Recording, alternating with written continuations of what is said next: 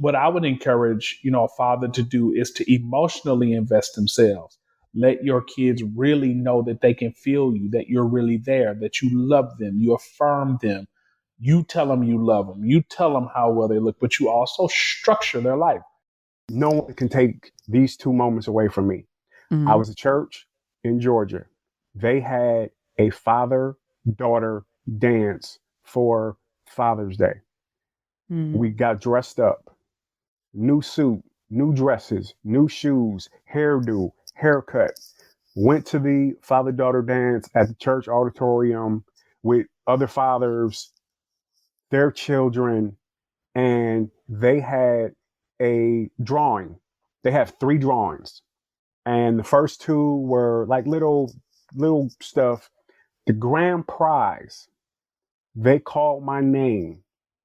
When I stood up, I got the biggest applause from my 3 girls. They walked with me to the podium to get my prize. Wow. That just blew me away. Welcome to the Classy Lady Corner. I'm your host, Stephanie. And on this special Father's Day episode, I'm sitting down and having a chit chat with some dads to give us some insight on how it's going in the hood that is fatherhood. Now, I know this is the Classy Lady Corner, the corner that I set aside for our ladies, but we must be equally fair in the corner. So we know Father's Day is here. And so we want to highlight some fathers for their special day because, you know, there's some good fathers, dads out there. And we just really wanted to sit down and talk to a couple dads and just find out how, it's going in the hood called fatherhood. So, ladies, just bear with me. Don't be like, oh, I thought this was our corner. No, no, no, no. We got to be correct and we got to highlight our fathers, especially our Black fathers, because Black fathers matter. I know you agree with me. I mean, some of us have some great stories about our fathers. My father, I no longer have. He passed away about, I want to say 22 years ago. I just lost my bonus dad last year. So, hey, I'm out here without a dad. But I realized that I had 2 men in my life that were absolutely the epitome of great dads and fathers. They were very different, but they both gave me what I needed at a time in my life. My dad, he taught me some things that I still hold true to today.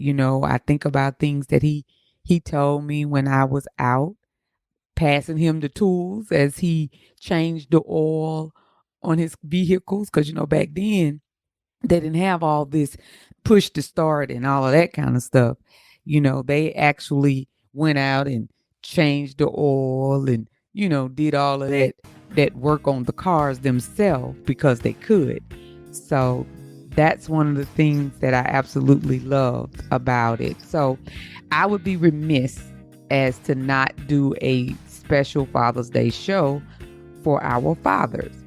And I have this morning, with me, Mr. Martin Anthony Bryant. Let's welcome him to the Classy Lady Corner.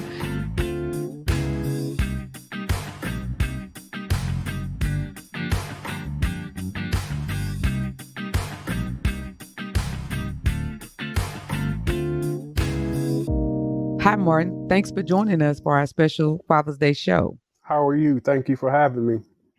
I appreciate it. I know you are busy, but I appreciate the sacrifice for you taking out this time to do this special with me for Father's Day. I wouldn't want to be anywhere else but on this show, doing this for Father's Day, for you, for your listening audience. It is a pleasure and an honor. Oh, thank you so much. Well, Martin, we're going to go ahead and get started. So what I'm going to do, I'm going to yield the floor to you and say, hey, introduce yourself to the Classy Lady Corner because, I have to tell you, it's a privilege now because this is the ladies' corner and I'm allowing the men to come on. So introduce yourself to the ladies. My name, as you stated, is Martin Anthony Bryant, a poet, author, writer, man, father, a bunch of adjectives that just encompass just who I am. And yes, it is a privilege and an honor to be on a show, Classy Lady Corner, that represents women. So I hope that they appreciate a man, a father coming and speaking and taking the time. Right. We don't want no one side over here. We want to represent. So, we did a show for the mothers, and I was like, oh my goodness, Father's Day is coming up. So I was like, I want to do something, special for the fathers and let them know that they are important. And as I stated in the introduction, Black fathers matter as well. So we wanted to make Yes, sure they do. that. Now, at the beginning of the interview, I always have some icebreakers because I want to kind of break the ice and, get you a little relaxed and stuff. So I have this icebreaker question that I asked my guest. If you could have one superpower, what would it be? Oh, a superpower. That's hard. Can I pick two? You can pick two. Hey. Because it's actually a tie. It's okay. Flying is one, even though I'm kind of nervous on the plane, but I think it would be cool to fly. Okay. And then the second one, being invisible. So you want to fly invisible? No, I would fly, I fly and be seen, but invisible, to sit in on conversations, to go places and just hear people talk. Right. Just go behind the scenes. I'm a behind the scenes guy. When I watch TV or movies, I like to decipher the different angles of the camera and think, wow, a writer actually sat and wrote that. So to be behind the scenes, invisible in certain situations, I think that would be just amazing. Okay, I understand. What is it? You're a creative person, so you visualize stuff. So I understand those superpowers as well. I do. The next one is, what's your favorite word and why? And I know that's probably like, I may have a lot of favorite words, but right this moment, if you think about it, when I ask you that question, what's your favorite word and why? That's a tough question. Okay, I wouldn't say it's my favorite word, but I know I use it a lot and there's a reason. But I use the word indeed a lot. Okay, and why? And I think that for me, it adds that oomph to the answer. Like if somebody says, "Are you interested in doing something?" I mean, I could say yes, sure, of course. But that yes, indeed, that indeed is that exclamation for me. Okay, so the It's like indeed mean you I'm in. all in. I'm all in. Okay, Yep. okay, cool. I like that. And I love to do the icebreakers because you kind of find out a little bit more about your guest, and then you learn something in it and as well. And I love to learn new stuff. So I'm gonna think about that. I may steal your word, and indeed, I may use it. You can. Okay. Now, let's get into this conversation about this hood called fatherhood. So, I already know what's going down in the motherhood. We had our show. So, for you, I just want to know, what do you enjoy most about being a father? Okay, that is a loaded question. And it's a loaded question because when I was active, had my kids every day, the thing that I enjoyed was just having them. Right. I know women, they go to 9 months, they experience all the pain. Right. But to be in the room, to see all my children born, right, and to have a hand in raising them, whether it was when I was married, before divorce, before all the nonsense, just having them, just being a father, just doing stuff, just cooking, even though sometimes it was a struggle. And I know there are single mothers who know the struggle right, and will probably say, "Oh, you a father, you can handle it." There's certain aspects of, even though there's a struggle, when you go to sleep at night, you put them in the bed, you have that sense of, okay, we won the day. We went through some stuff happened, somebody was sick, uh, had to go get him from school or whatever. But Right. just being there, being present, and knowing, like I said, that day passes, you go to sleep, you wake up the next morning, it's like, yes, we get to do it again. Get to do it again. So I like that. I love to hear that, because, most of the time, I got to play the devil's advocate. Most of the time, you hear about just the mom, and it's like the dads don't really, get much, like for Mother's Day, that's all you see, like everything Hmm. is about the mother. But I think there should always be a spotlight, especially for those fathers that really enjoy being a father and are very active in being that, because that's important for children. So, how many children do you have? I And have boy, girls? I have three. I have all girls. I Oh, have a you're a set of girl twins. dad. Okay. Yes, yes. A girl dad. What's their ages? The oldest is 14, and the Okay. twins are 13. Okay. All right. That's good. So, being a girl dad and being a father to those, that's got to be different, especially girls, because I think, and I was saying in the beginning of the intro, I was telling them about my dad passed away about 22 years ago. He's been gone. But, I was blessed to have a bonus dad, but I lost him last year. Which he's also my bonus dad was also my birthday twin. So, we had that connection. And then, they both brought something to the table. But the most important thing that I recognized and realized that both of them gave to me in my life was to feel protected, to Yes, be provided for, yes. those things. So that's what's important. And then, a father is the first man that actually exhibits to his to his daughter how she should be treated. Do you agree with Hmm. that? I totally agree. I Right. 150% agree.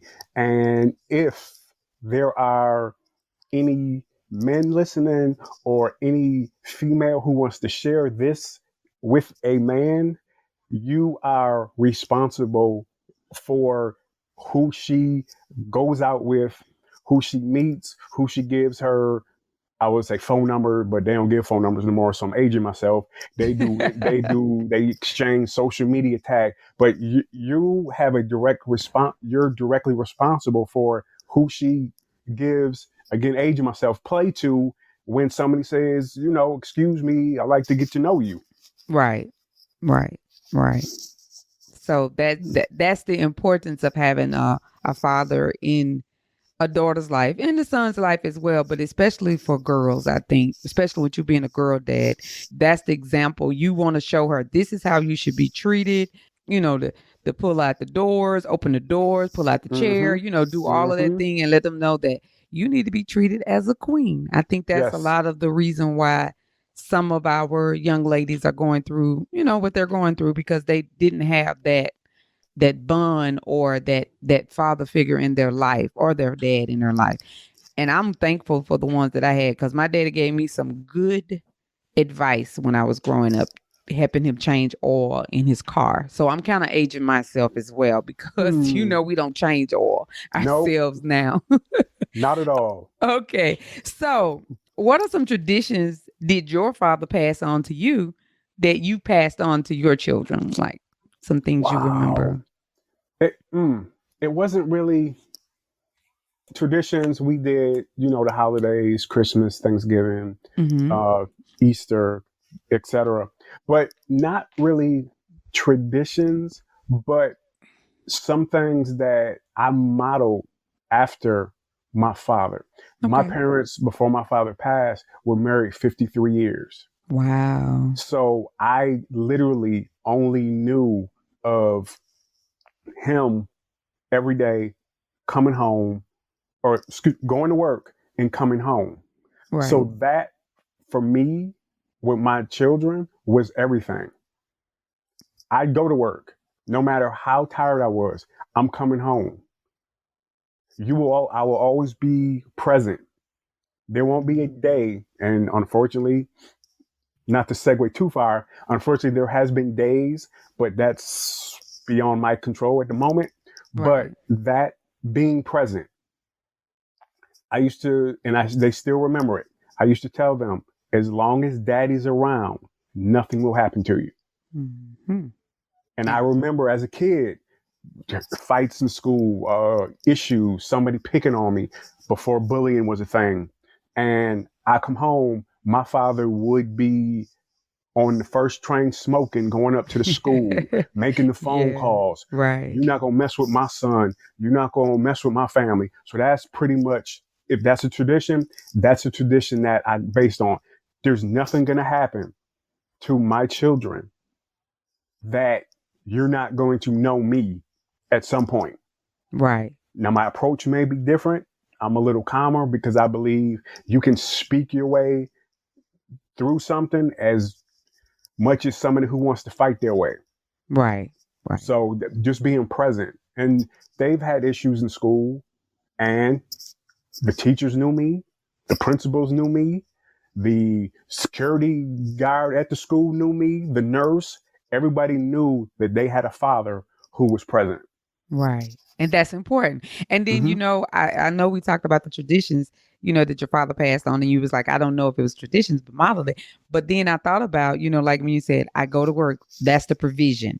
Then I let them know that no matter what, nothing is going to happen to you. That's the protection. And that's what I think fathers offer to their children. And I think Yes, that's a great indeed. thing. That's a great thing. You Yes, you want to indeed. feel protected, and you want to be feel like I'm provided. You don't never want to feel like I don't have what I need. The basic necessities is what I'm talking about. Like, Mm-hmm. I can remember growing up with my dad. That's the way he was. He worked, and my mom worked, but in that, she did what she wanted to with her money. My daddy took care of everything else, and he always made sure I never remember us not having anything. He always provided. However he did it, he made sure that what we needed was there. And I think that is the epitome of being a dad or a father. Yes, indeed. Anybody can make a child. Anybody can, get a child, but are you doing those things that really going to, like, even as you was talking about what you was providing for your children, you even went back to what your dad had did for you, and Mm-hmm. you remember that connection, right? Mm-hmm. Yes. Oh, yes. Yes. Yeah. Mhm. Okay, so are there things you wish you had done differently as a father? Every day I breathe.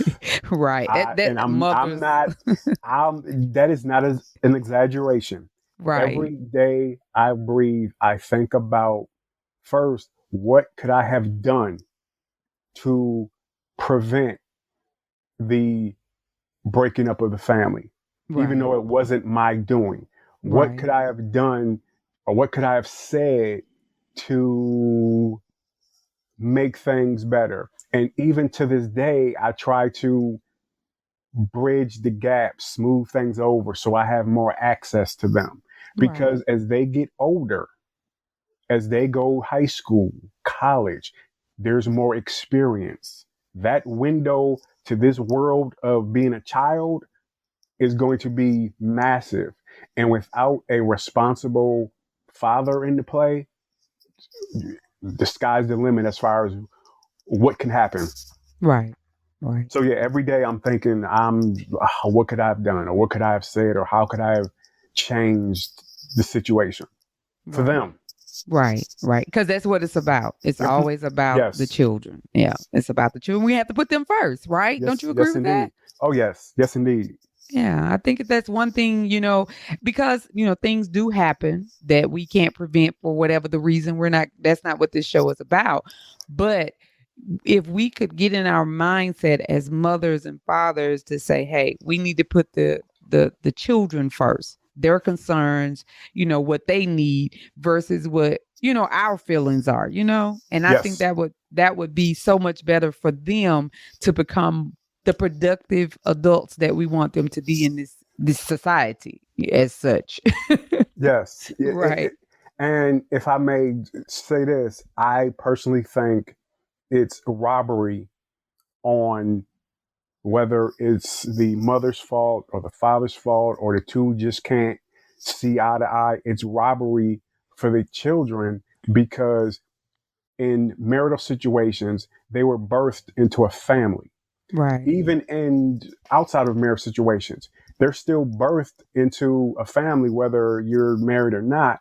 And then when you split, and then when the father can't see the kids or the mother can't see the kids or somebody's taking them from the other one, your selfishness is robbing the children of two parents. Right. That's true.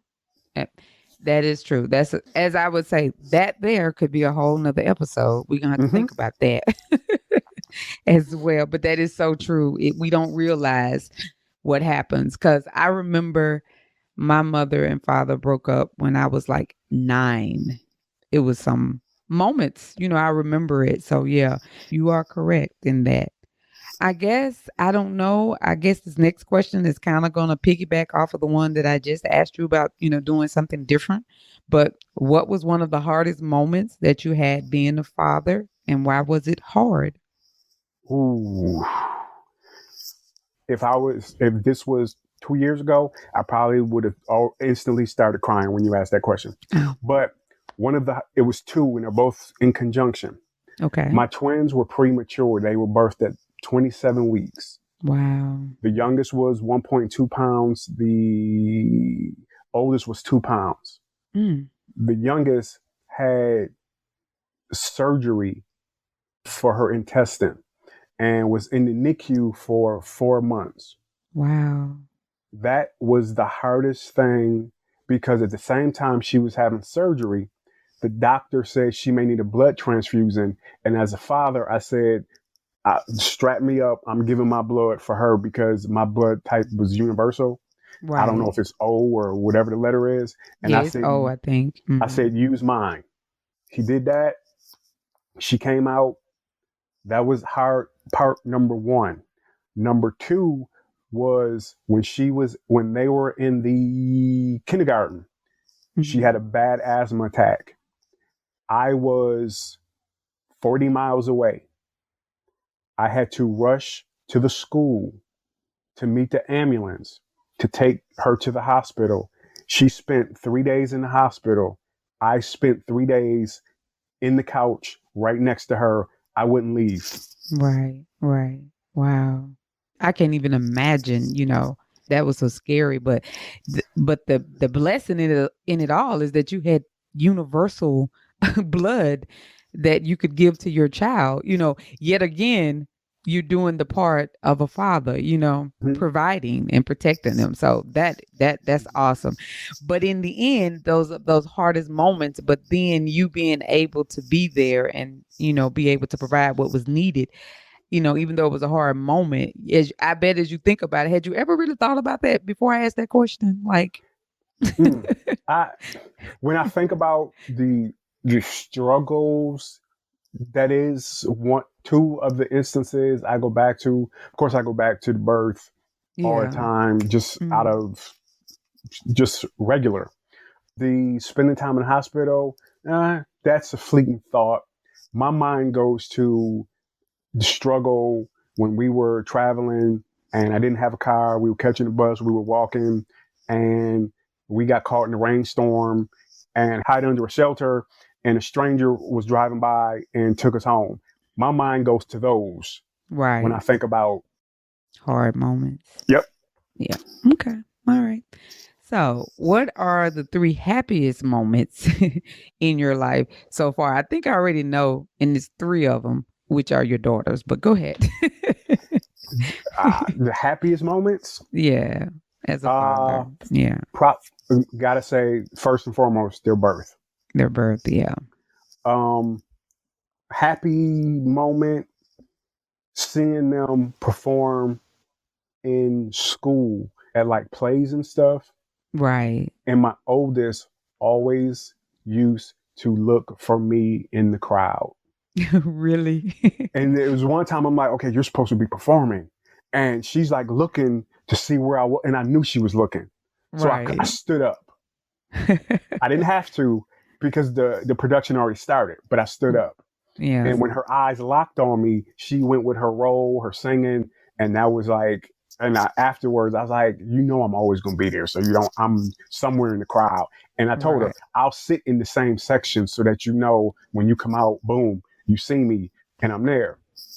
Right. I was just going to say you probably have to get an assigned seat Yes, so she can definitely know where you are in the building. So that way she don't have to be like looking in everywhere. She's like, let me look on this side. Oh, there he is. Let me go ahead and do this. yes.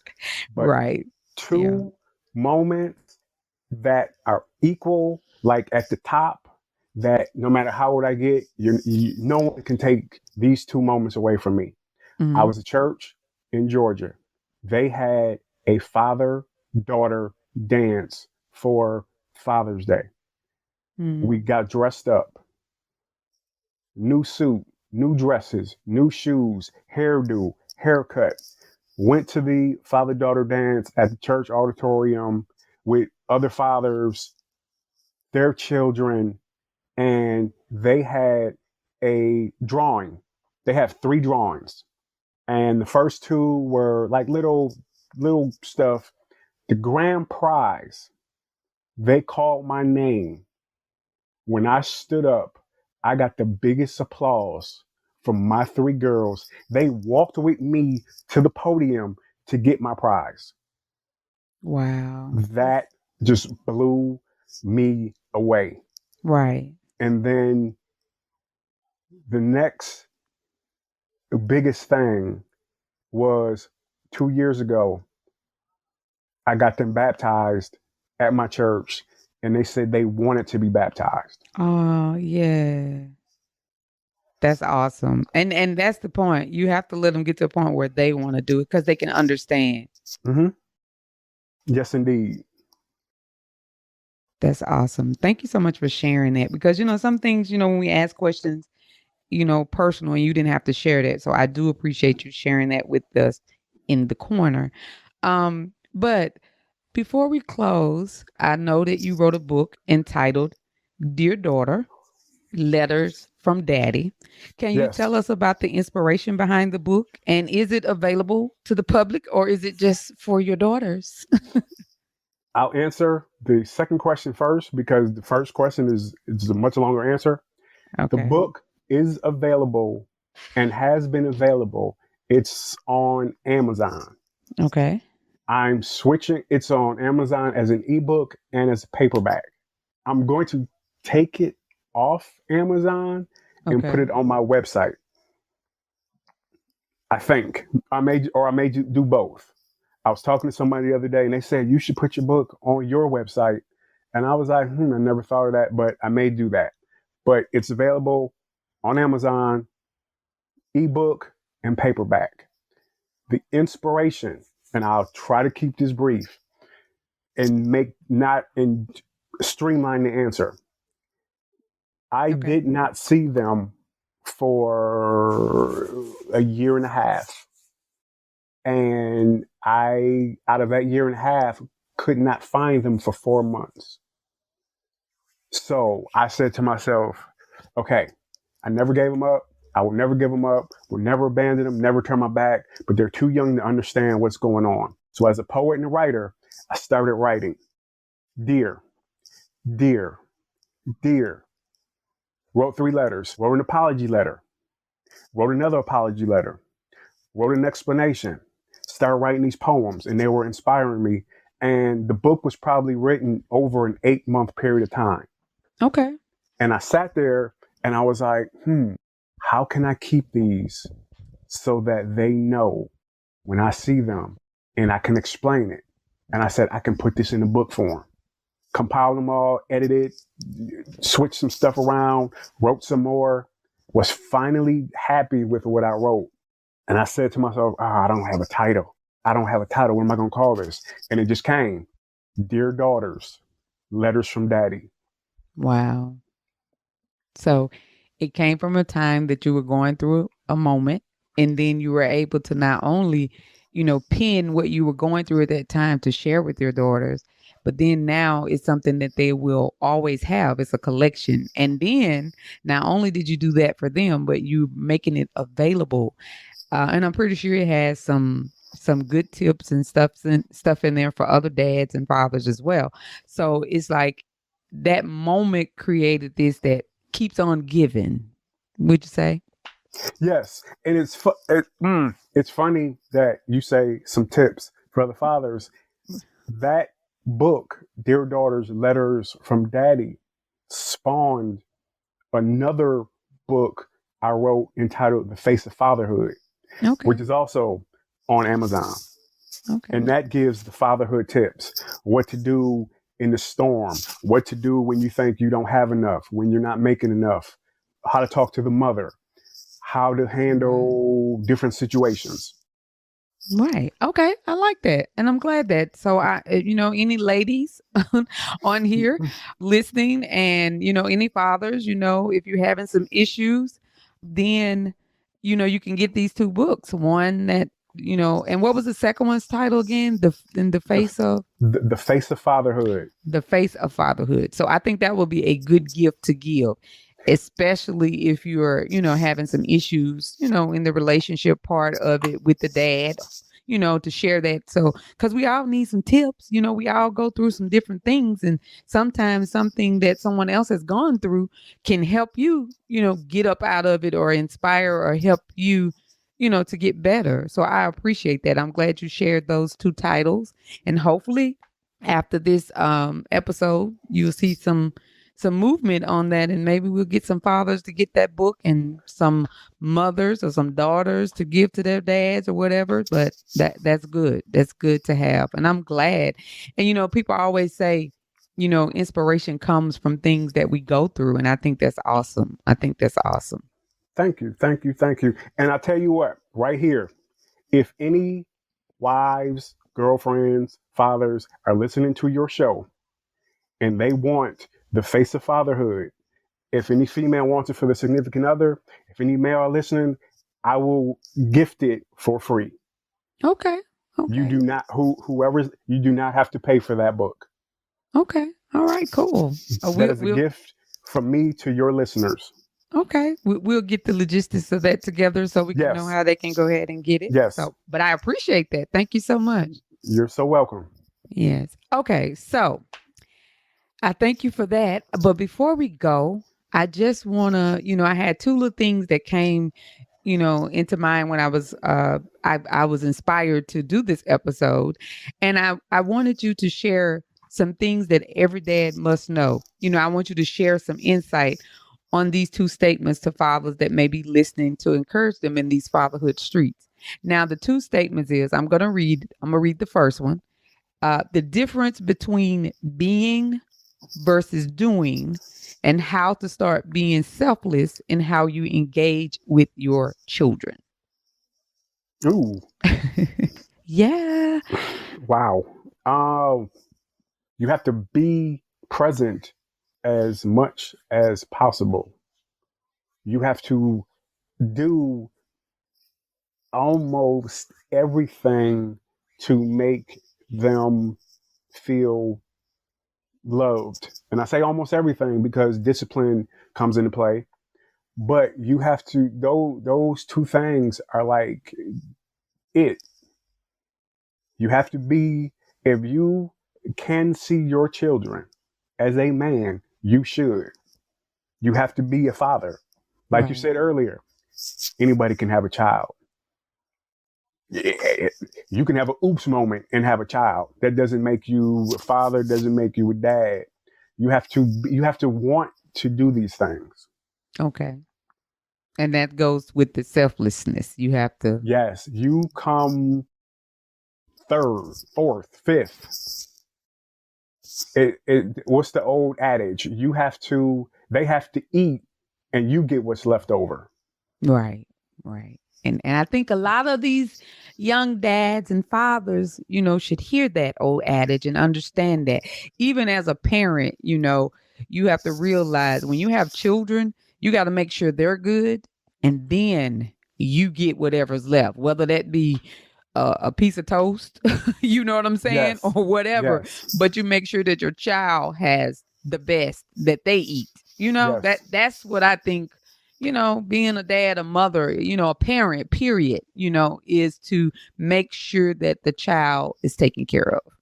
Oh, yes, indeed. hmm Okay, so the next statement is the ways that you praise your children that they feel loved.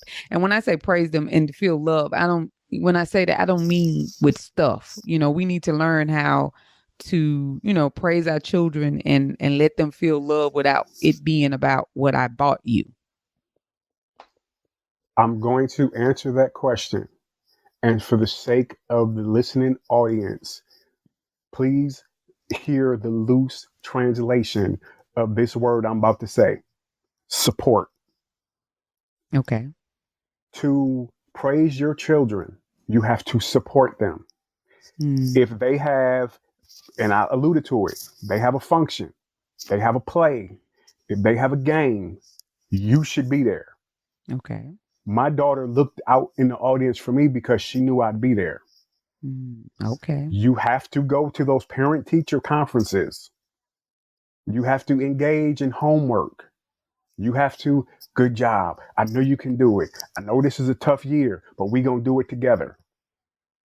I used to say these things without thinking to my children. Okay, I know this math test, you in the fourth grade, the fifth grade, or whatever. We're going to do this together. When you come home, boom, we hitting the homework. Oh, you need me to talk to your teacher? Okay, I'm gonna talk to your teacher. Oh, you did good. Matter of fact, let me write your teacher an email. And I've done this. I'm very proud of her. She did good. I know she came home and she was complaining, but it's good to know that she has a support system in school and at home. Right. Sometimes we wait for the teachers to say that, but as a proactive parent, we have to take that onus.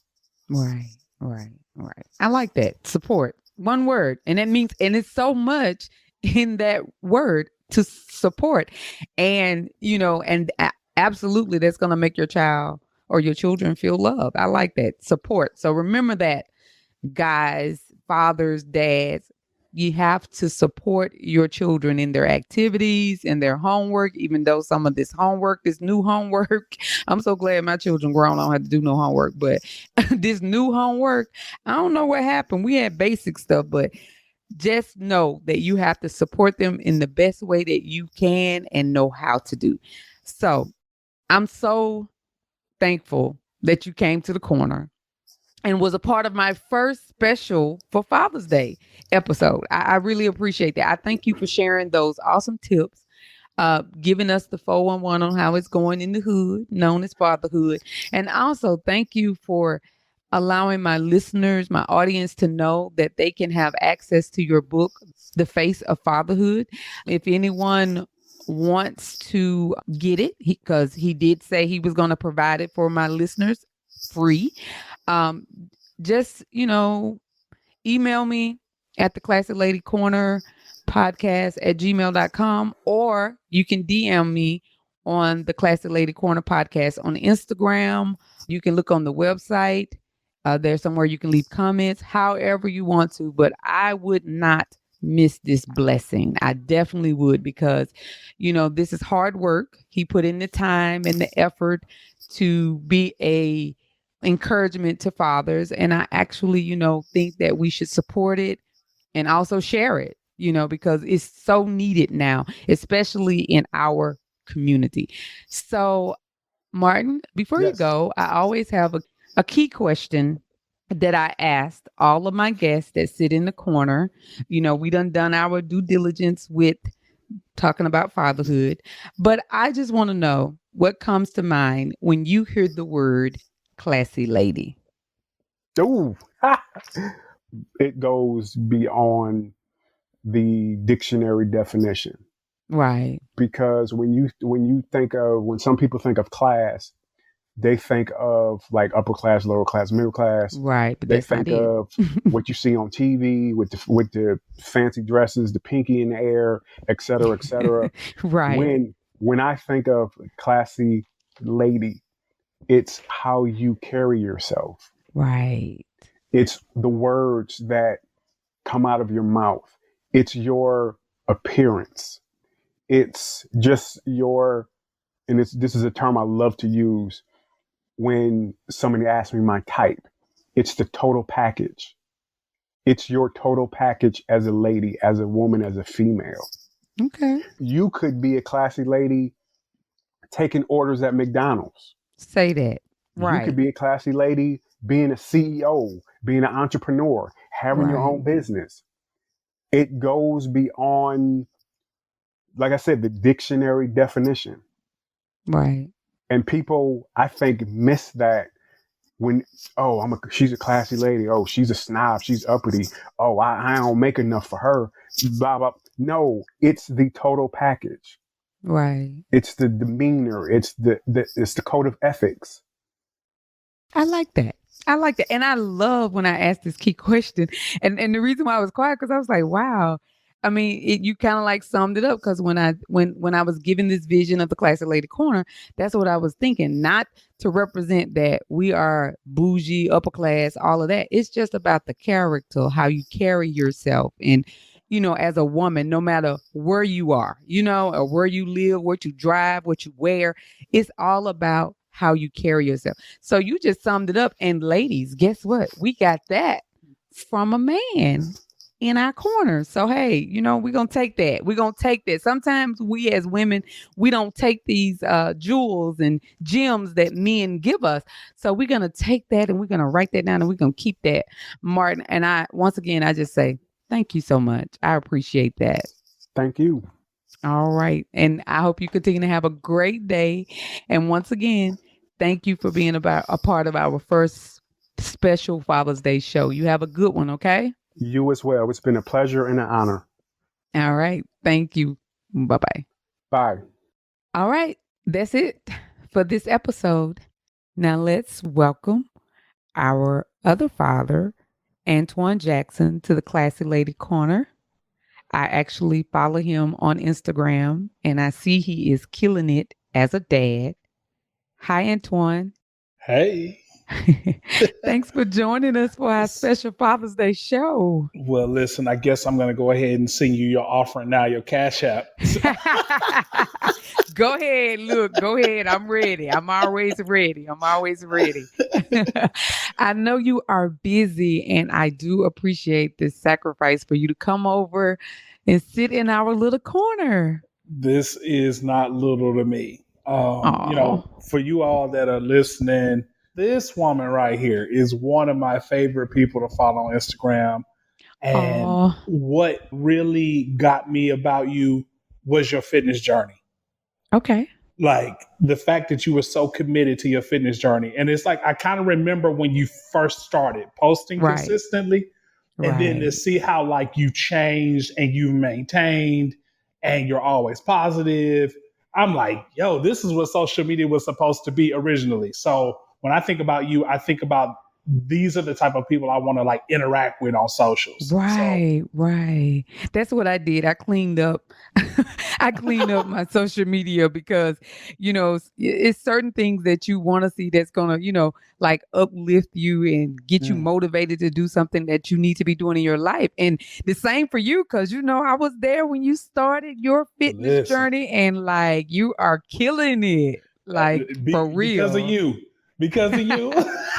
Well, that's nice to know, because sometimes you be thinking like, because I slowed down on the posting and, you be thinking like, maybe I'm over posting and people like, I'm so sick of looking at her posting. But then I have that one person that, that'll DM me and be like, I'm so glad you posted today because it got me up. I need to get up and do this workout, So sometimes we have to stop allowing the enemy to get in our mind and realize if you can only help one, you've done enough, right? Facts. Right. Also, so we preaching tonight. That's what we doing? Hey, when you got a bishop in the house, you that's what happens because, hey, we got to get this collection plate going. So we got to do what we got to do. I love it. I know. I was so nervous. I mean, I'm always nervous, but I was like, oh my Mhm. God, I'm super nervous because, I see you be killing it. You be everywhere. You Yes. clubhouse, you everything. And it's just like to you, it's like, okay, here I am. So what you Yeah, need? Here I it's go. another I'm day. ready. Yeah, it's another day, Yes. but it always makes me feel better to do stuff like this with people who respect you. So Oh, please trust me, it don't feel like it's just another day doing this conversation. I've been anticipating it. I really just I got my stuff squared away today just so I can be ready for this. great, great. I love it. I love it. So I know we talk like we know each other, which we do because I Right. think once you follow each other on Instagram, you kind of get a slight picture of who the person is. So, but Yeah. the people in my corner, they don't really know who you are. So introduce yourself to the classy lady corner. Well, hello, classy ladies. My name is Antwain Jackson. I am the pastor of Equation Church in St. Louis, Missouri, the author of the Creative Leader book, Who Said Creatives Couldn't Be Bosses, and a father. I don't know if I'm going to tell my age or not. You know what I'm saying? But if you want to find out Okay. more, if you want to find out Okay. more about me, you can go to antwainjackson.org, or you can follow me on all my socials at Antwain Jackson. Okay, if I ask you for your music playlist, then we'll find out. You hear We give me? our age away when we start when we give out our playlist, we give our age away. Right. I listen to everything, so that ain't going. You can't get me Oh, with okay. that. Okay. Gotcha, Bishop. Gotcha. Now, in the beginning of the interview, I always try to do icebreakers. I Okay. seemingly don't need now with you, but I'm gonna go ahead and keep going All the way I right. flow. Let's But see. what quality about yourself would you like to pass on to your children? Wow. You know what? Wow. That is a tremendous question. Okay. You know what? I'm a very, very, very accepting person. Uh, Okay. I think what makes me me is that I just don't judge. And what I mean by that is, I don't really care what somebody has done, what their story is, what a person is doing. It almost like when people share that with me, it just goes through me. It doesn't stick to me. Right. And I think we need people in the world that know how to accept people as they are instead of trying to change them. And so, if anything that I would want to pass down to my daughter is to be that person that people can trust. Because we Wow. all, life is tough. And as much as we say, we need to trust our family, we need to trust our friends, and, we need to trust whoever, it's very rare that you can find somebody that you can just be authentically yourself with. And so that Correct. would definitely be a quality I would want to pass down to my And I kids. think that's a good quality and it's so needed right now because, with so much going on and society trying to tell us ladies how we Hmm. should look and, Hmm. which is a whole show into itself that I want to get into about the ladies, doing things that we don't need to be doing and not being accepting of yourself. But, like when you find somebody that you can actually, like be yourself with and the part where you say, I don't judge, that's awesome. That's Yep. awesome. Cause, so many people are so judgmental, about it. And then that's why people don't get any help or no healing because Yes. they just can't be real. I Yes. think that's That's right. awesome. That's awesome quality. Yeah. Now, this one here, Uh oh. Wait, there's more. what's yeah, it's one more before we get Okay. into it. What's your favorite word and why? And I know you probably gonna say I am a word person, which I know you are because I do Yeah. have your book. Plug. Yes, I have it.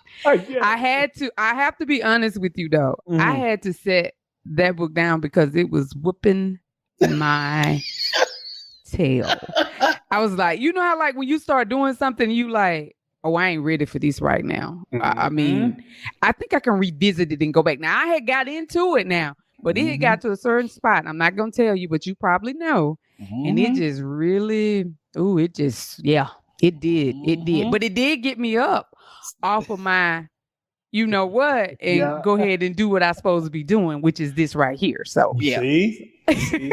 Trust me, I know that book. I layered that book on purpose. I layered it Oh on Lord. purpose. Yeah. Mm, But that mm. book will, okay, we're not talking the book tonight. Let's see here. My favorite word. Wow. Yeah, I'm I ask the stumped. tough questions. I Yeah, I'm ask the tough stumped. questions. I don't know that I have a favorite word. I'm You thinking. gotta have one besides "let's go." You're Come on right. now. I got phrases. I got You got phrases for days. But a favorite word. Wow. I Mm. I don't know. I have to think on that one. I'm stumped. Okay, so we're gonna have to come back. I wouldn't intend to stump you. I was Ah, that was not my goal. you It really did. wasn't. Yeah, I wasn't. Okay, but you're gonna think about that. You're gonna come back with Okay. an answer because I know you. I done been into some rooms where you been. You're not gonna let that go. You probably done That's broke that right. down, put a little check mark about it, like I'm coming back to this one. Right. All right. So how many children do you have and their ages? Perfect. Well, I have two daughters. My oldest daughter is 26, but the unique story of my oldest daughter, she is not my biological daughter. Okay. So when I met my ex-wife, she was 5. So I raised her, and I Right. am, the only father that she knows. Right. So she's 26, and then Sydney, who is my youngest, is 16 years old. Ah, okay. So you a girl dad. I'm a girl dad. Yeah, I So got the girls. yeah, so fatherhood is definitely different with girls, right? You know what? I think my favorite word is facts. Facts like sums it up for me. Okay. See, I knew you were Facts. thinking. You had to go back. I knew you weren't gonna let me stump you. It's facts. Yep. Okay. Okay. And why? You know, facts sums up everything that I would like scream or yell. Like it's everything between amen and something ratchet. You know what I'm saying? Like if I say facts, facts like kind of covers everything. Right. It can be Right. used for a spiritual sense, or it can be used as just completely like, you know what? That's facts, dog. Right, right. I like that. I like that. See? I love to hear my guests and get them. I've never stumped one before, but but that's good. And it's amazing that it is a really hard thing to think about. What's your favorite word? But it kind of gets you thinking, and that's what I wanted to Mhm. do. So you came back with it. So okay, you made up for it. You good? Thank You you. Sweet. good. So we were talking about you being a girl dad and how being a girl dad is a difference in like fatherhood. What you Mhm. think? Because dads are more protective. I'm not saying you don't protect your sons, but I think a dad really protects their daughters because my father, God rest his soul, he's been gone for like 20, 22 years. Mhm. And that's how he was. He was a protector. If I called my daddy and said such and such, he was like, I'll be there in 5 minutes. I'm coming. Mhm. Like he was always available for me when I needed him to do stuff. Mhm. So do you agree with that? With you being a girl dad? I do. I am a protector. I think I might protect a little different. One of Hmm. the things that I do with my daughters is just unrestrained honesty. I don't Okay. believe in being gray. It's like I want her to know that her dad was the first source of information. You know what I'm saying? As it Right. pertains to life, Yeah. finances, boys, sex, you know what I'm saying? Faith, Right. working, life. I don't ever want to be gray. And so I always seek to be that first source of information that is very real time. It's not, how sometimes parents can be seen as old school. Right. Yeah. Yeah. So Yeah. sometimes it don't translate because we're kind of saying it from either a generation or just, sometimes just our moral, religious beliefs and stuff like that. I try to be Right. very upfront, very honest, very like in the times using language, That music. she understands. Yes, that she absolutely can get and understand. So that's the way that I try to protect her so that she can knows that I truly do understand, where she is.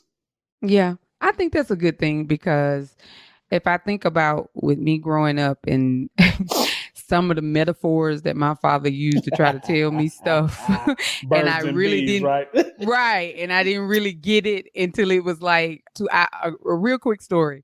Of Hmm. course, I didn't get the correct birds and bees story, Sure. so I was out there fumbling on my own, listening to people, other people, Hmm. so I ended up pregnant at 15. Hmm. And I had to go tell my dad. My God. That was like, oh my goodness. When I tell you that was the longest walk, day of my life.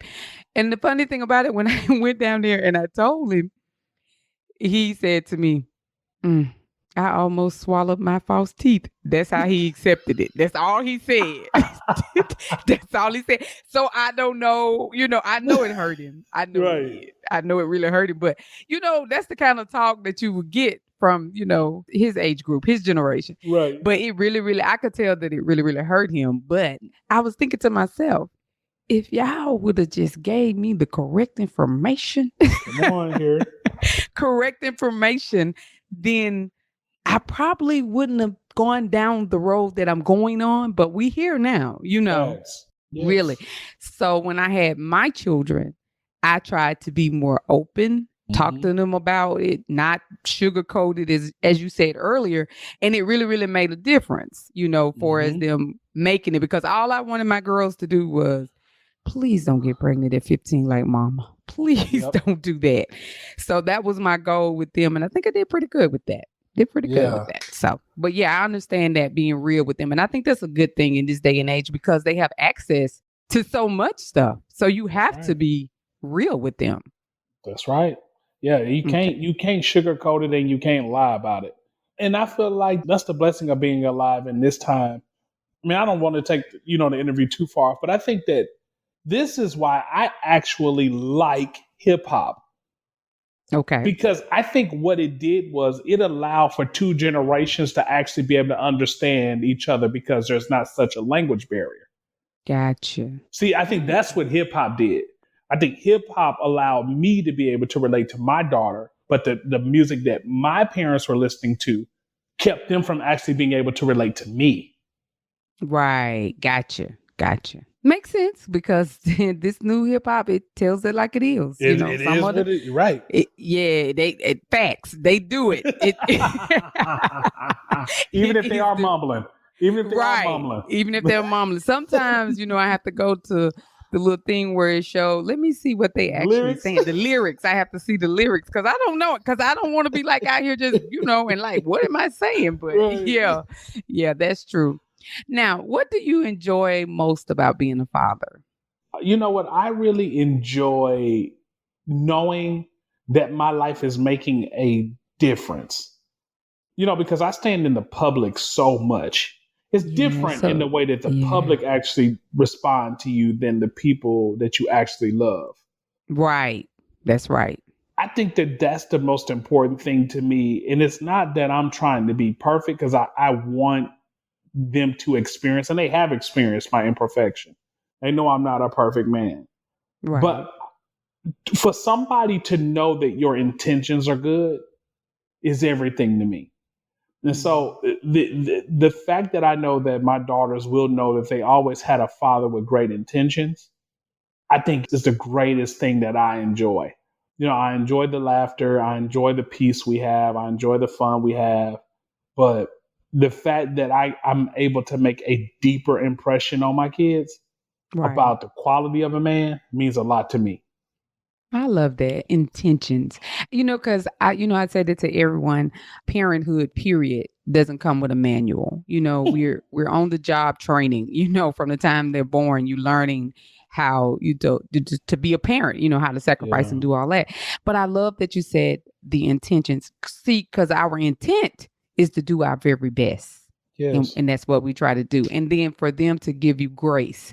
I would love for the kids to understand you. Because as I became a parent, which is one thing that my daddy said to me, is that just wait until you have kids of your own. Then you will understand why I do X, Y, and Z, and why I feel this way. And that's true. Do you agree with that? That, Absolutely. Because, when we were kids, it was because I remember saying to myself, I can't wait till I get 18. And I don't even remember 18. I can't even tell you what I was doing at 18. I know I was being a mama. I know that. Right. But I don't remember anything. And I was like, well, you wanted to get 18, but I don't remember anything from that time. Basically. That's right. That I was hoping for. That's right. Yeah, I absolutely agree with you. So what are some traditions that you learned from your father that you want to pass on, or that you've already passed on to your children? My dad was a worker. It's interesting that, we're doing this interview today. My 16-year-old started her first job today. Oh, And it just made me so proud, to watch her, get up, be ready, go to work. And it's just, I told her, I was like, yo, when you get that first check, you ain't gonna never not want to experience that feeling. right. You Until know she what I see how mean? much taxes they take out. But You go ahead. facts. I already said that too. I was like, so, just get ready. You think you finna be, making them coins. I was like, the government get theirs. Off the top. So off the top.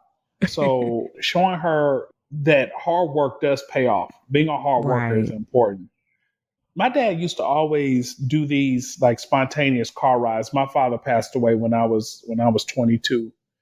But I remember my father, would just rent a car sometimes on the weekend and just take a drive. Okay. And I do that, the same with my daughter. We can get on an airplane now, but I'm Yeah. always just, finding a way for us to just kind of get away, for her to experience the world and not just be locked in as one of those kids that haven't seen anything. So I try to, Right. expose my daughter to as much as I can so that she don't have the testimony that my dad didn't let me see anything, didn't take me anywhere. And so I hope to pass down to her that she would want to expose her kids that small mindedness is a curse, and Right. that you want to you break that through exposure. So exposing her. I think, no, also number 3, a man that loves God but is also very normal. Mm-hmm.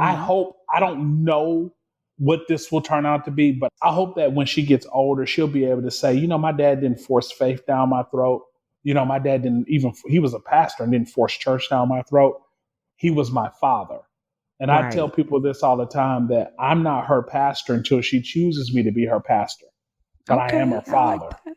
Yeah, yeah. And I think we all get confused with that, as because earlier when you were saying something, I was thinking about how, they have that saying, how hard they have these lights shined on, pastors' kids. Mm-hmm. And Yep. that's enough in itself, the Yep. strain in that, because I don't know why people expect for pastor kids to not act like our kids act. I'm be Facts. confused about that, because children are children. They go through different things, they're, Mm-hmm. different cycles and everything in their life. They all have issues, but for some reason they think when they dad is a preacher, Mm-hmm. they supposed to be angelic. They don't That's supposed to do right. nothing. But here they is calling you, What Bishop. about they kids? Right. And you don't you supposed to be understanding, but then when it turns on the other foot, if something should Mm-hmm. happen, will they have that same for you? That's the right. Yeah, But that's why I don't allow my church to do it, and I myself am very, very, very, very aware not to do it. right. That I am her father. I am not her pastor. If she chooses me to be her pastor, that would be that'd be one of my greatest honors. But the truth of the matter is, as long as I'm a great father, I could care less if I'm ever her pastor. All right. And I like that. y'all got this on podcast. Like, I mean that. Right, right. It's gonna go I over and mean, over. She right. gonna record that and she be like, I'm Right. gonna play this back. I don't care. I don't care about that. You know what I'm Right. saying? As long as I'm a great father, that's what matters to me. Right. And you are, from what I can see, you're killing it, because when I say you talk about y'all was renting cars and stuff, I see planes in Sydney Right. life. I see planes in her life. Right. So That's right. you setting the bar high. Nobody's Yeah. going to roll up with her in a jalopy talking about, let's go somewhere. She was like, I need a ticket to fly. Facts.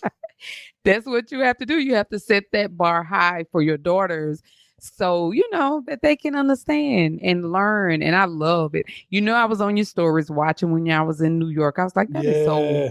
amazing, that Yeah. she would have those memories to carry with her, and stuff. It's awesome. And I think that's important as a father, that you make memories with your children. That's right. Yep. Mhm. When my dad, he died when I was 22, he was 59. So I might be getting those dates a little, those years a little messed up. But anyway, um, if I live like, had he known that he was going to die so early, how would Mhm. he would have lived? Right. So I think the gift that my father gave me was that of perspective, Mm. even in death. The reason why I Right. live the way I live is I don't know how long I will live. Mm. So he gave me a gift in his death. That was perspective. I don't Right. waste time. I'm intentional That with my time. I don't waste it. that's good. But you know what? That is something that we did not learn from this pandemic that we lived in. You know, the things that we saw and gone through and still going through, because it's not Yes, really over. As some of that's us, right. think it is, but it really makes you think about, I really need to live life to its Hmm. fullest. Whatever that is for each and every individual, that doesn't mean that, you're going to be doing private jets and all that kind of stuff, Right. but it's just like enjoying the time that you have, because as you stated, we don't know, That's right. like we have no idea, when we're going to die. We know that we're going to, That's right. that's facts, right? Yep. That's the facts. That's a You just fact. don't know when. Just don't know where, but I love that. Living life intentional. I love that.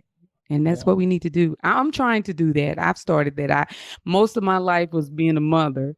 So Mm. now that they're grown, I'm trying to live life intentionally, enjoy, do things that I probably was afraid of, because my first flight was when I was 33.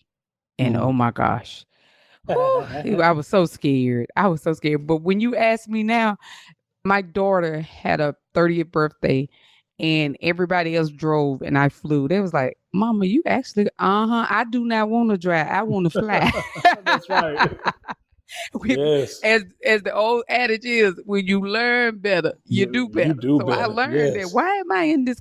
Now I love to, take a ride and, sometime if I want to do that, but I Mm. love to fly because you up, you there, and that's it. That's right. I love it. That's right.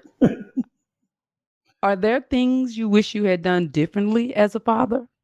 Absolutely. Okay. I feel like my divorce is something that I know that my kids are gonna eventually say something to me about. And Okay. I'm game for the conversation. But I would have done that marriage. I wouldn't say I would have done it different. I wouldn't say that. I think I would have wanted to model for them better what it would look like to be in a marital relationship, though. Okay. You know what I'm saying? I would have Yeah. wanted to model for them what it would look like to have a healthy marriage.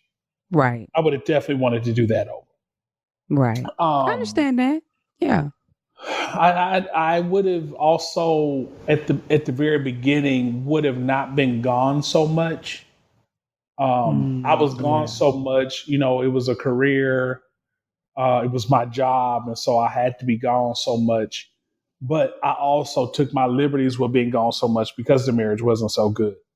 So Right. I would have probably been way more present at home and show them what it looked like to have again a healthy marriage. So I would have. That's one of the things that I regret, that they don't necessarily have that. I'm coming back home to mom and dad's house. Right. That Yeah. kind of. I went off to college. I'm coming home for Thanksgiving to mom and dad's house. Not saying it Right. has to be that way, but I would have preferred to do that part right. Right. And I understand that because, I'm a divorcee as well. So Mhm. I understand that. And the splitting of holidays and all of that, Yes. it's horrible. But, it is what it is. And you Right. have to, you have to deal with the hand that you have That's and you right. learn from it. That's Yeah. all you can do. But to have you to say that you wish you had done something different about it, that means that, okay, I understood. Yep. I've learned from it. So the next marriage, I'm kidding. Listen Because here. I know Listen here. everybody's trying to, hook the Yeah. bishop up. Look, they better go on and quit with me. Listen, just sitting about to be 18. I'm about to be outside for a couple of years, so they gonna have to. As soon as she turned 18. You hear Okay. me? Ladies, y'all heard Outside. that? As soon as she turned 18. And you said she was 16 at the beginning. Okay, we got 2 years. That's That's right. right. 2 years you got. That's right. I'm about to be 2 outside. years. All right. So I want to ask you this question. What are the 3 happiest moments in your life right now? Being a father, what are the 3 happiest moments in your life? Okay. The three happiest moments in my life is Or that, joyful. We may like the word joyful. yeah, okay, well, We like the word joyful. Sid starting her job today was very happy for me. Right. To feel like I raised a responsible child. Right. My oldest daughter has two kids and she's very responsible. She goes to work every day. She barely calls me for anything. Like, she's a mother. And what I appreciate about Yada being 26 and, what having with two kids, she's a mother. Like, Right. how, like, these young ladies today, they have kids, they're not moms. Right. Right. So with her, she's a mother and she's very present in the life of our kids. That makes me very happy with her. I think the third thing is we're at peace. I can't even tell you how much peace means to me. But Yes. the fact that, what I'm saying, I get up in the morning and I'm at peace. Ain't no drama. I don't do drama. So having peace in my world, that, yeah, I have very difficult decisions and things like that I have to deal with and manage. But truth of the matter is I live a very peaceful life. And that is wonderful when you can have peace. That peace that surpasses all understanding. Yes. Nobody understands it, but it's there. You can feel it and you're good.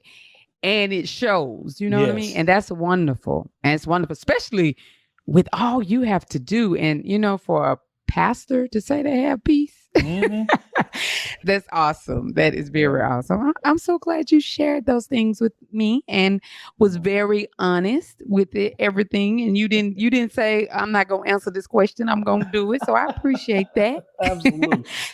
But before we go, I do want you to share some insight on two statements, to our fathers that may be listening to encourage them in these fatherhood streets, or, any, mother or lady, she may share this with her, her dad or with the father of her children. I want you to give them some advice, on some things that every father must know. And one of the first ones I want you to encourage them about is the difference between being versus doing, and how to start being selfless in how you engage with your children. Ooh-wee. Well, you know what? Being as a father, you have to be emotionally present. I think that's the difference. Like, I know a lot of fathers that buy their kids a bunch of stuff. They act like they're the dad of the year. There's no real balance in how they actually like structure their kids' life.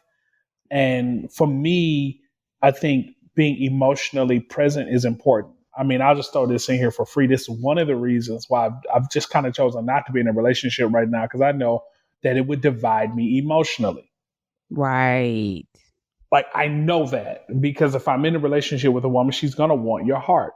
Well, my thing is, I got to ensure that if I'm a single father, that my child knows without a shadow of a doubt that I'm here, I'm present. And so what I would encourage, a father to do is to emotionally invest themselves.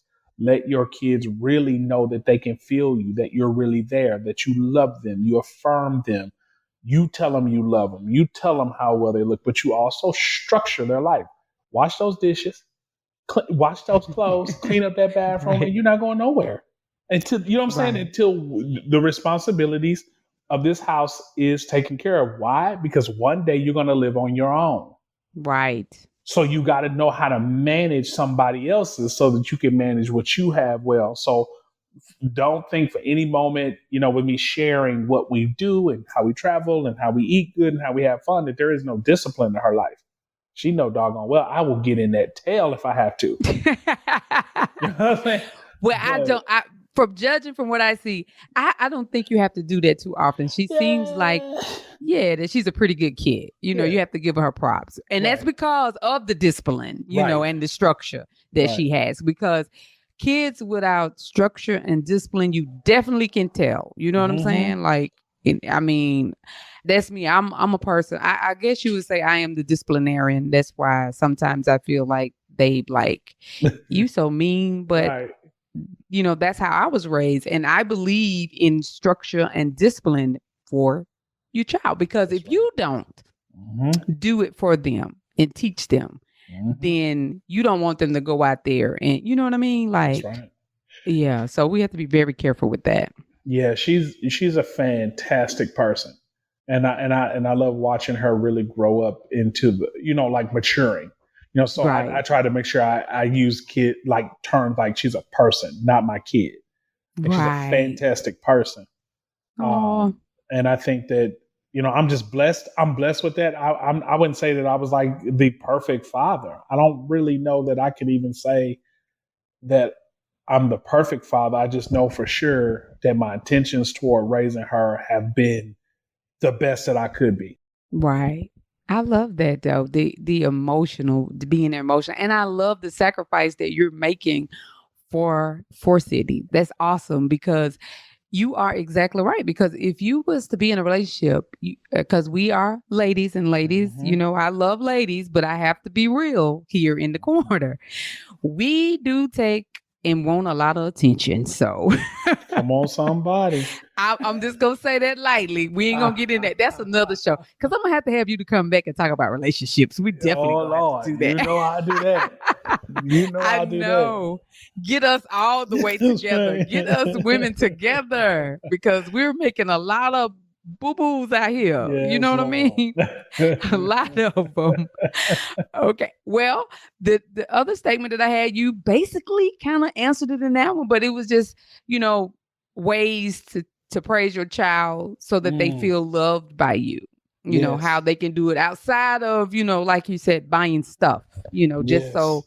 they can say they had the latest Jordans or they got the newest technology, but to really praise your children and so that they feel that love by you. That's right. That's right. That's important because I think that affirmation is the voice that keeps on, it's like the gift that keeps on giving. Right. Like if Right. they can hear your voice in their head, that's the thing that they won't have to lean on somebody else's voice. Right. Affirmation is good. That is true. That is so true because, with so much going on and with you being a girl dad, Mhm. you really need to give her that affirmation to know that she is okay. Mhm. You don't have to be nobody else. You Mhm. was wonderfully made. Come on. You have to that was an affirmation I used to have to tell myself. You was, wonderfully made, That's and right. be okay. And so you have to do that. And I think that's the way. And praise is really, really good. Not to like overly make them arrogant or have an ego, Mhm. but just to know that they have that love and that you see them. Is that kind of Yeah. like it is that I see you? Listen, if God need praise, All right now. Okay, no, collection plate time now. Go okay. ahead. If God need praise, Okay. all right. I just want to say that. Now, how in the world do we think a human don't? I, yeah. Yeah. Okay. If God needed, Help us, Bishop. Teach us, Bishop. you see what I'm Tell us, saying? Bishop. If God needed, there's no way in the world we should be neglecting that and holding that back from each other. That's right. I agree with that. Man, I tell you, that's it right there. When you said that, facts. That's all I can Right, say. that's Facts. the I right ain't got facts. nothing else to say. Facts. That's right. Facts. One of Yes. our audience members said, "Go ahead and preach." I know preaching, right? That's right. I'm gonna see what you're gonna say when I say, "Okay, the collection plate," and then y'all got to pass it around. That's right. Then Well, when Coming to America say, I don't want the kind that jingles. I want the kind that folds. right. That's a good one. Okay. Whenever we get ready in our interview, and I know this is for our fathers, but I just want to hear from you as a man, because when I created this podcast and I was given this, when I tell you I was given the vision to call it this, and Mhm. and the vision is steady coming together, but I just felt like, you know, classy ladies are not what everybody want to be right now. I'm just going to say it Yes. like that. Yes. Okay, but I believe that there is space for the classy lady. And when I say classy lady, it's not about, the money, the job, what you drive, what you wear. It's about how you carry yourself. Does that make Mhm. sense? Yeah. Okay. Yeah. Oh yeah, we'll have sex. We'll have sex with a ratchet woman, but we want to marry classy women. All right now. I mean, come on now. You keeping it real? We ain't. Yeah. Okay. Any father that's listening, know that. Like, come on now. I won't marry no ratchet woman. Fact. Okay. Yeah, and we ain't got time Well, for the that. question, yeah, you definitely coming back to the corner because you got. I can feel that fire. Shut up! I want to get it out of the corner. We got to have another one. Okay, what comes to mind when you hear the word classy lady? Classy, to me, is a woman that has values. Okay. Classy, to me, is a woman that understands. She understands herself and her own personal value. That is not defined by anybody or anything else. She knows what she likes, what she loves, what she enjoys, what makes her happy. She walks with that confidence. And because she walks with that confidence, it is something that she does not have to overly push. It's something about when you say a classy woman, she stands out. She does not have to fit in. That like so when I think about a classy woman, it's like sitting at a restaurant and it's noisy, it's loud, but this classy woman that walks in with confidence, she's wearing what she's wearing because it makes her feel confident. She walks with a particular way. She talks with like directness and clarity and grace. Like she doesn't need you, but she wants you. Like when I think about a classy woman, it's one that really knows who she is. And she's not pushing that off on anybody, but that confidence exudes from her. All right. I love that. I mean, and every guest that I ask this signature question, it's different, but it hits it right on the nail. And it's kind of like encouragement, for me as well. So I love what you said. Oh my goodness. Yeah. I love the point that you said that when she walks in, she hadn't said anything, but she came in with that confidence and you noticed her, like, yeah, I love that. Yeah, I likes that. You did that, Bishop. I appreciate that. Yeah. Well, I know I've taken up a lot of your time and I know it was a sacrifice and I appreciate it. And I'm so glad you came to the corner and was a part of our special Father's Day episode, which will be dropping on Father's Day. I gotta, do my little editing thing over here. Sure. But I want to say thank you so much for sharing those awesome tips, giving us the 411 on how it's going in the hood, known as fatherhood, and also sharing a little bit more to let me know that you will be getting another invite to come to the corner. Listen, I'm excited to be in the corner. Let's do it. Thanks for inviting me. Right. And you remember when you were little and your punishment was to go in the corner? You didn't like corner it. now. Right. Now we want to be stuck in the corner. Put me in the corner. Put me in the corner.